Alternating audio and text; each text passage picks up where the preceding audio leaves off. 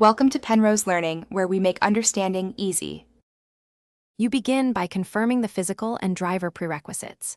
Check your motherboard PCIe lane allocation and BIOS multi-GPU options, because lane limits affect performance. Once done, install matching GPUs where practical and secure power connectors.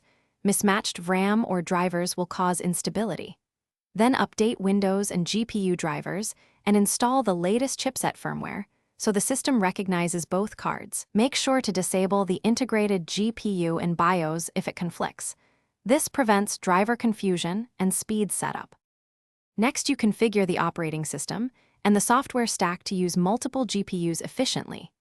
In the GPU control panel, enable SLI or Crossfire when supported, or use explicit multi-GPU APIs in application settings, because modern engines rely on explicit profiles.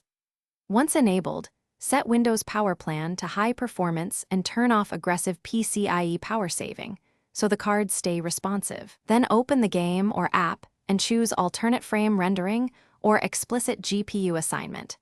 This ensures both GPUs receive work and reduces micro-stutter. Finally, you validate and tune the multi-GPU setup with real testing and troubleshooting. Run a series of benchmarks and in-game scenes while monitoring temperatures, frame pacing, and per GPU utilization, because numbers reveal scaling and bottlenecks. Once you see issues, tweak driver profiles, adjust memory and core offsets conservatively, and set fan curves to maintain thermals. If things go wrong, reseat the cards and check PSU rail load. If unresolved, revert to single GPU to isolate whether software or hardware is causing the fault.